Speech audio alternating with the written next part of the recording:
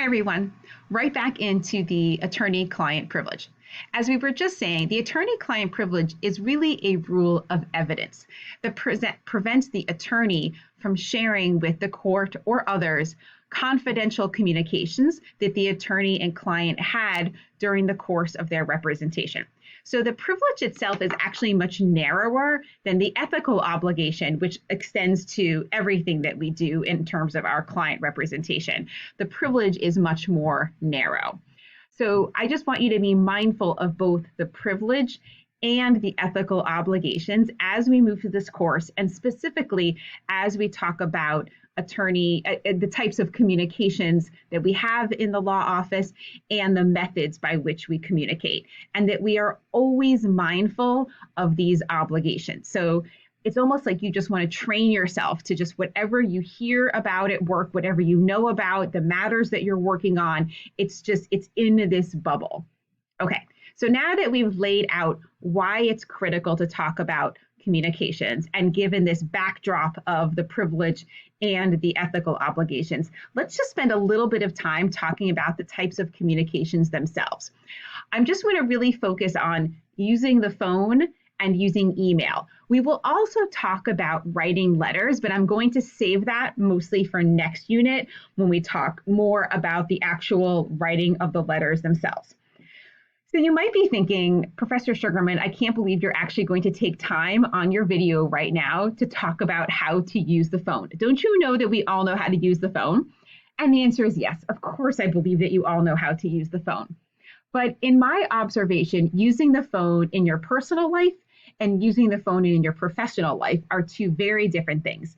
And if I'm being completely candid, my children, who at the time of making this video are 12 and a half and 15, are actually terrible at using the phone. And I think that's because younger generations coming up right now are not talking on the phone the way older generations, and I include myself in that, did, because we were using the phone in a talking on the phone way much more than a younger generation is.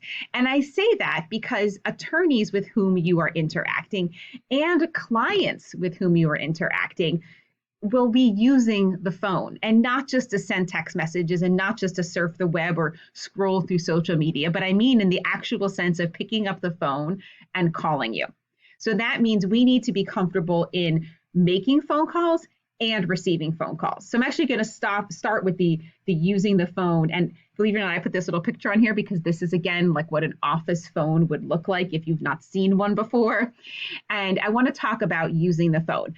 I will not just regurgitate what's in Exhibit 3.1 in your textbook, but I strongly encourage you to read through the phone etiquette guidelines that are there. Remember that clients will be calling your office. Who else will be calling the office? Clients, third parties, witnesses, opposing counsel.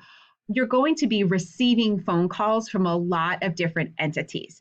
And it might be part of your job to answer the phone.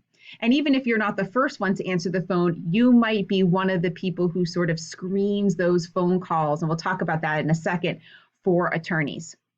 So if you are the one answering the phone, you are the first impression for someone who is having a contact with your law office. The other first impression might be the law firm's website, and we'll talk about that later this semester. But other than Googling the name of the law firm, the first impression is calling. So it's really important to be comfortable answering the phone in a professional manner. You should talk to the people in your law office about how the phone should be answered. Should it be answered like, "Good afternoon, this is the Sugarman Law Firm, Hallie speaking, how can I help you?" Or, "Good afternoon, this is the Sugarman Law Firm, with whom would you like to speak?" There's lots of different ways, but usually it begins with a good morning, good afternoon, an introduction of the place that you've called, sometimes saying your name and asking how you can help. Now, of course, some law firms have moved to an automated phone answering. If you call the law office, you might get a recording and it says press 1 to talk to this person, press 2 to talk to this person.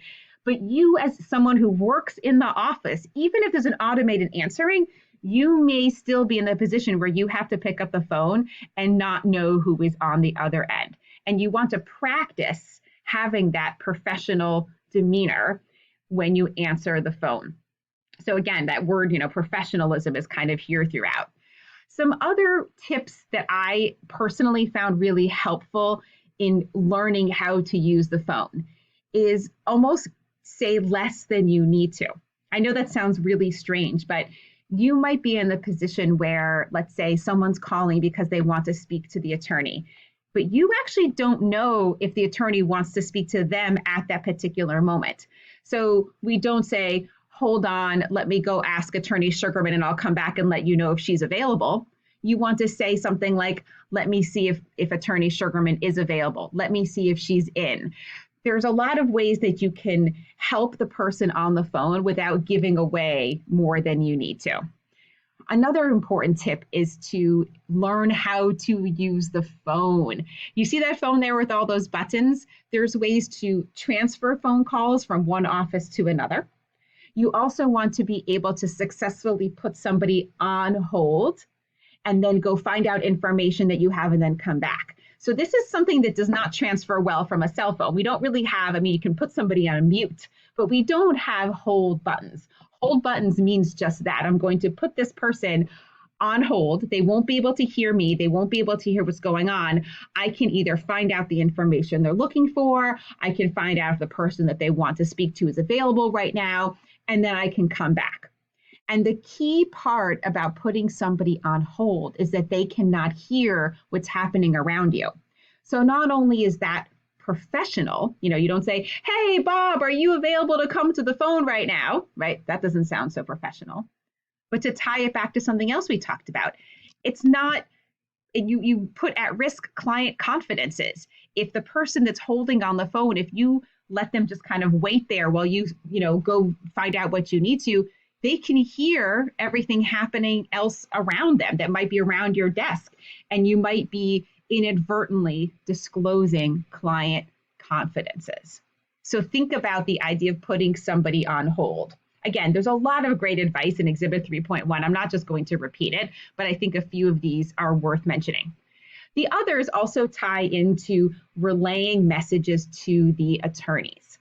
So if you are speaking with a client on the phone, or opposing counsel, or a witness or other third party, with anybody that you're speaking to, you may have to take a message for the attorney.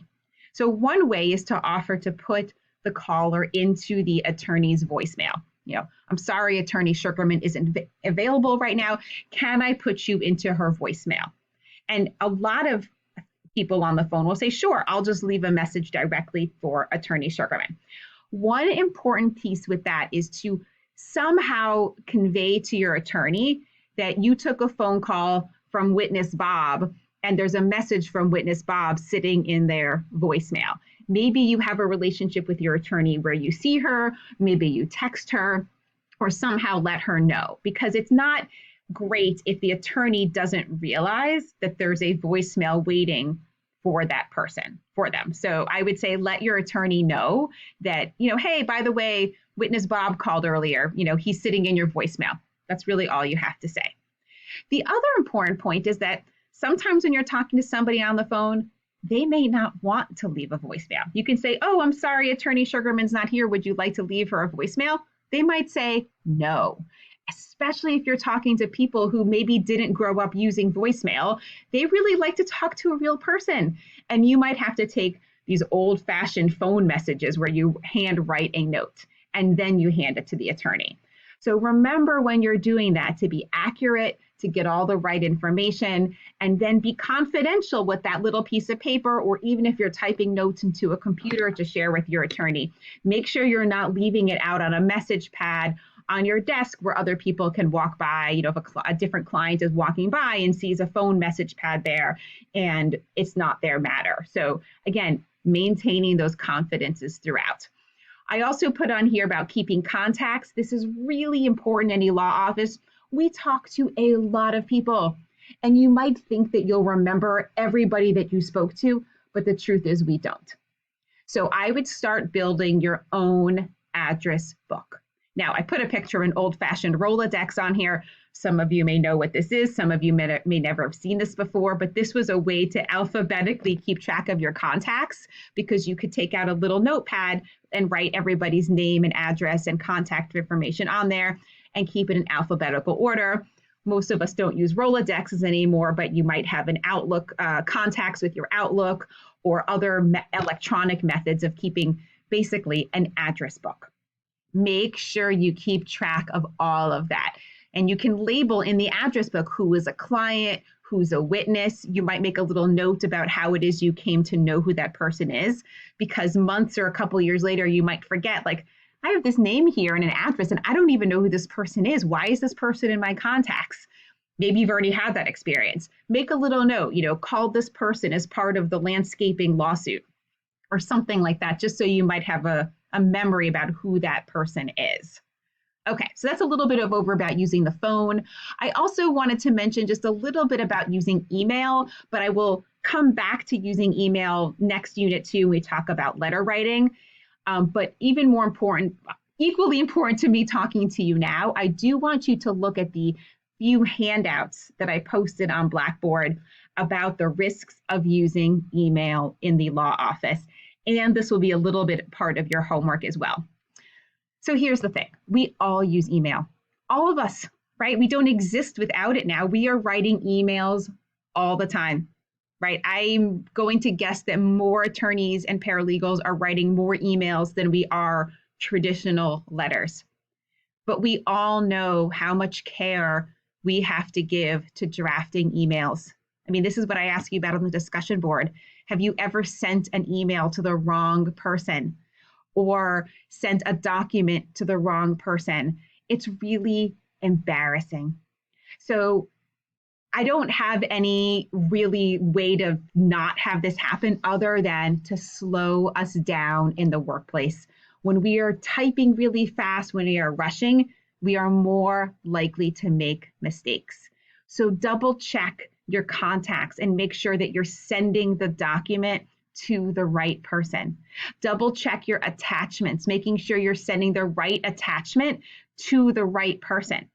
You might start naming your files by a certain organizational method, which we'll talk about later, by starting each with a client name so you don't inadvertently send contract A client to client B. Maybe you have a certain naming convention so you don't mix up your own files. So I would make sure you just slow down before you send something. It's one of those things about technology. We can talk about the benefits of this instantaneous method of technology all day long. Of course, it's beneficial.